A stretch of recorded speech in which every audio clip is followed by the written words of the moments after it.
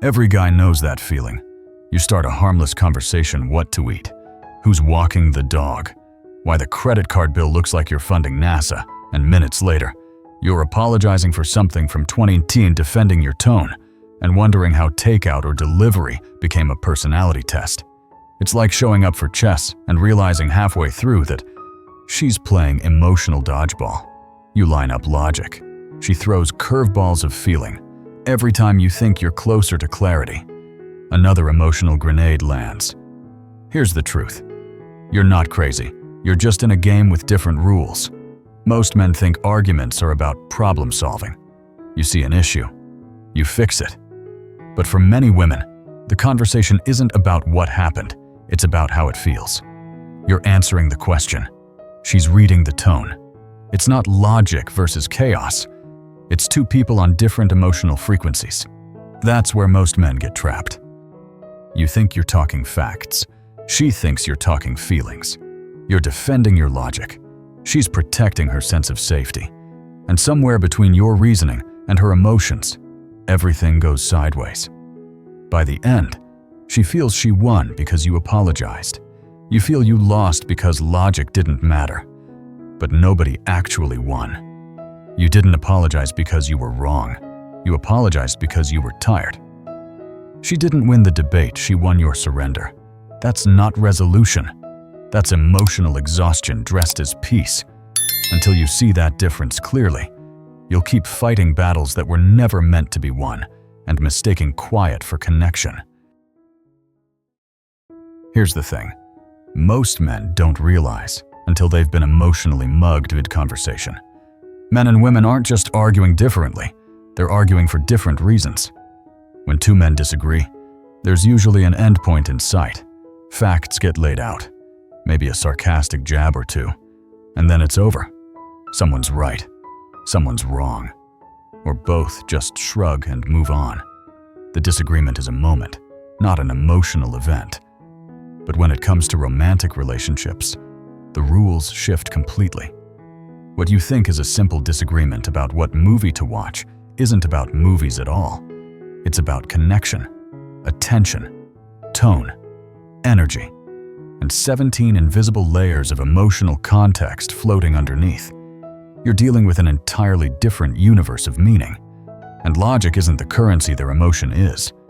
That's why so many arguments feel like déjà vu. You walk in with charts, examples, receipts ready to clarify, not to fight, and still end up defending your entire character. You're talking about why the credit card bill is high. She's hearing. You think I'm irresponsible. You're saying, let's talk about the budget. And she's feeling, you don't trust me. You're solving. She's feeling. And both of you leave the conversation believing the other person just doesn't get it. One client described it to me perfectly.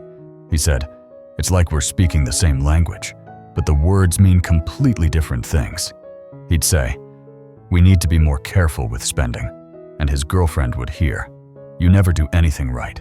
She'd respond with emotion, he'd counter with logic, and they'd spiral into that familiar black hole where both end up angry, confused, and defeated. And this is where things start to feel unfair, because from the male perspective, logic is supposed to win. You bring evidence, reason, composure, those are the grown-up tools, right? But in the emotional arena, logic is like showing up to a basketball game with a tennis racket. It's not that logic is wrong, it's just playing the wrong game. The rules aren't written in facts, they're written in feelings, tone, and perceived intent. That's why men often walk away stunned, wondering, how did this become my fault? You didn't lose because your argument was weak. You lost because you thought it was about truth when it was really about emotion. And to make things even trickier, society quietly rewards this imbalance. When a man gets frustrated, he's aggressive. When a woman gets loud, she's passionate. If you stay calm, you're emotionally unavailable. If you raise your voice, you're toxic. It's like playing a game where every possible move you make has already been labeled wrong. At some point, most men stop trying to win and start trying to survive.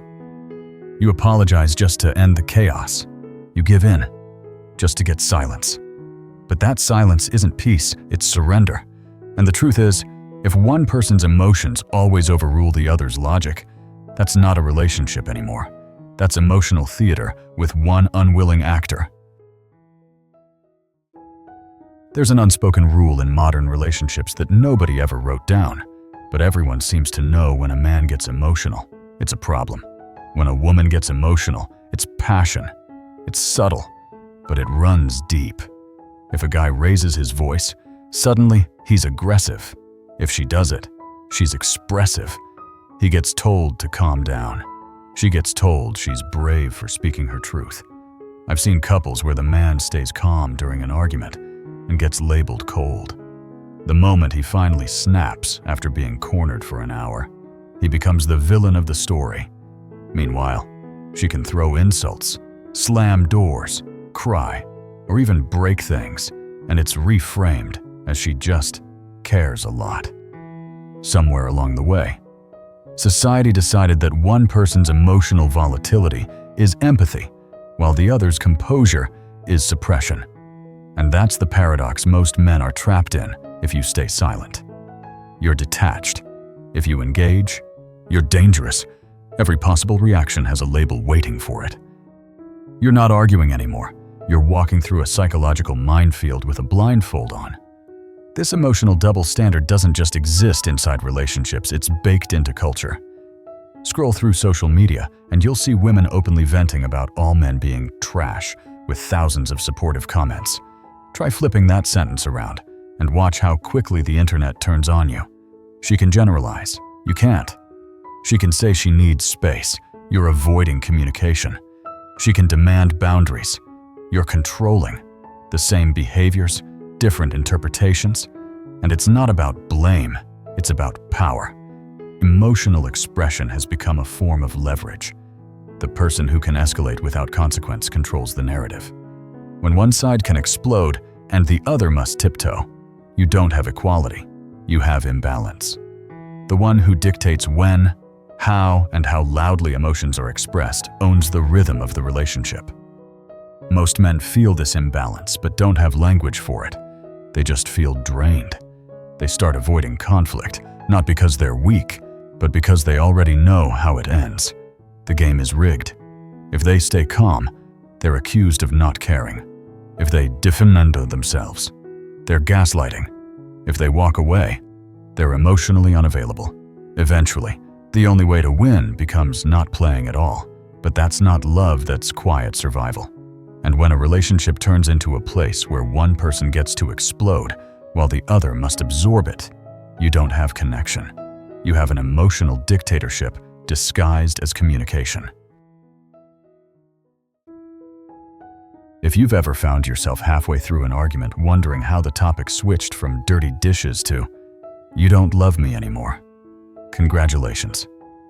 You've stepped into the emotional labyrinth where logic quietly dies. What begins as a small disagreement can morph into a full-blown emotional trial, complete with tears, guilt trips, and a 3-year-old exhibit from the archives of your mistakes. This isn't random, it's strategy. Even if it's subconscious, when facts start to corner someone, emotions often become the emergency exit. The argument gets flooded with intensity, not accuracy. You say, "I think you misunderstood me," and suddenly you're accused of being dismissive. You try to explain your intent, and now you're talking down. You defend yourself, and suddenly, you're gaslighting. No matter what you say, the emotional energy reshapes the meaning. You're no longer debating ideas, you're defending your character. I've seen couples weaponize emotions without even realizing it. A woman might start crying right at the moment her partner makes a valid point. Not because she's consciously manipulating him, but because emotion immediately resets the power dynamic. The conversation stops being about what's true and becomes about who's hurting. And whoever's hurting more automatically wins. There's also the time travel tactic, that sudden detour to something you said in 20 resurrected with full emotional weight. Or the "I'm just a terrible person" defense, a guilt bomb disguised as self-pity that forces you to switch from logical debater to emotional caretaker. You came to solve a problem. Now, you're comforting the person who just derailed the conversation. It's impressive. Really. Wrong, but impressive. This is what I call emotional chess played in 4D. Every logical move you make triggers 3 emotional counter moves. You clarify. They escalate. You empathize. They reframe. You withdraw. They accuse you of abandonment. It's a cycle built not on communication, but on control. What makes this loop so destructive is that it rewards emotional chaos. The person who can escalate faster wins. The one who stays calm loses by default, because calm is mistaken for indifference. Eventually, you stop engaging not because you don't care, but because it's pointless. You're not having a conversation anymore. You're performing in a play where every line has already been written for you. And the tragedy is that both people lose. She walks away thinking she won because you went silent. You walk away exhausted, numb, and disconnected.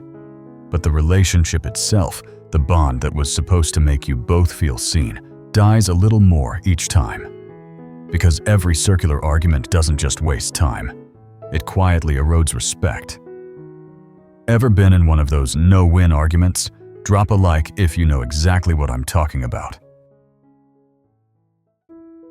Here's what most men get wrong. They think the solution to emotional chaos is better logic. More calmness, more control. But when someone's upset, logic is like speaking a different language. It might be correct, but it's useless.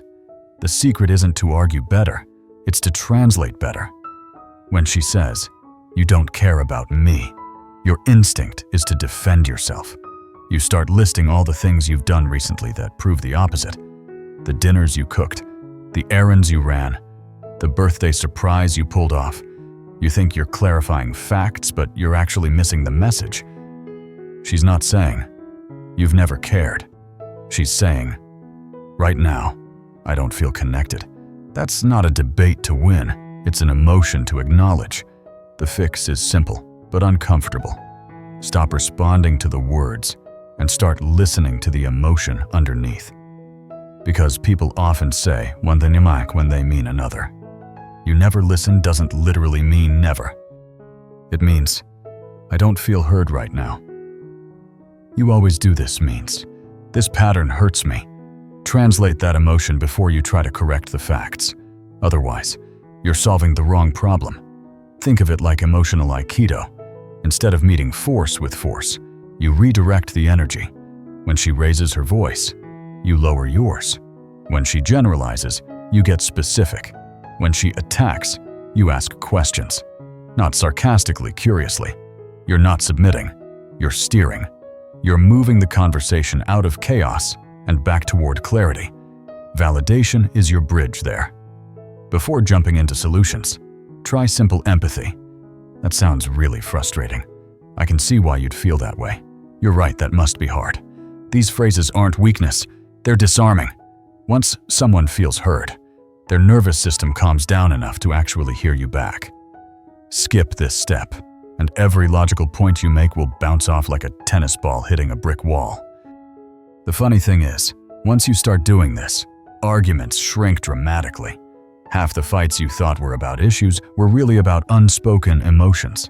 Sometimes people don't want solutions, they want resonance. They want to feel like you get them, not like you're trying to fix them. And that's where most men reclaim their peace, not by being right, but by being fluent. Fluent in emotional translation. Because connection isn't built through who wins the debate. It's built through who makes the other person feel safe enough to stop fighting. Most relationships don't collapse because of one big explosion. They die slowly, from exhaustion, from the 1,000 tiny arguments that never truly end, from the feeling that every conversation could spiral into a 3-hour emotional marathon where no one walks out understood. That's how emotional fatigue creeps in, not through betrayal, but through repetition. You start censoring yourself. You stop bringing up issues because you already know how it'll go. It'll start calm. Then, emotions rise. The topic shifts. Someone cries. Someone apologizes. And nothing actually changes. The same fight, just wears a different outfit each time. Eventually, the silence feels safer than honesty, and that's when a relationship starts to rot quietly. You're still together, still saying love you, but under the surface, both of you are running on empty. She feels unheard. You feel unappreciated. She wants reassurance. You want peace. You're both lonely, just in different ways. Some people don't realize how toxic that cycle is because it looks normal from the outside. Drama becomes the emotional default. They confuse intensity with intimacy, chaos with connection. The yelling, the crying, the making up, it feels like passion, but it's really adrenaline. They don't feel alive unless something's burning. And for someone who values peace, that kind of relationship feels like drowning with your eyes open. I've seen couples who are brilliant, kind, even deeply in love, but they destroy each other through poor emotional translation. Every discussion becomes a test of loyalty instead of a path to understanding. Every disagreement becomes about who cares more, not what's actually wrong. It's like arguing in circles inside a fog. You can't even remember what you were fighting for. But you're both bleeding anyway. And the most dangerous part, the loss of respect. Once you start seeing your partner as someone to survive rather than connect with, the relationship's already halfway gone. Love can survive anger, but it can't survive contempt. You can rebuild trust after a mistake, but you can't rebuild admiration once it's gone. That's why the real threat isn't the fights themselves, it's the fatigue they cause, the slow erosion of energy, the quiet resentment, the constant need to walk on eggshells just to avoid another explosion. That's what kills love, not the shouting, not the tears, the exhaustion of always being on emotional defense. Sometimes, the most heartbreaking breakup isn't when someone leaves, it's when they stay. But they've already checked out. At some point, you realize that not every battle in love is meant to be fought. Some aren't even real battles. They're misunderstandings wearing armor, and the sooner you stop trying to win arguments, the faster you start building peace. Real strength isn't standing your ground until she breaks down. It's knowing when to step out of a pointless loop. Real intelligence isn't proving your logic. It's understanding what emotion you're actually dealing with. You can't reason someone out of a feeling, and you can't fix connection with evidence. Love isn't a courtroom. It's a language most of us were never taught how to speak. If you're constantly debating, defending, or explaining yourself, stop and ask, what game am I really playing here?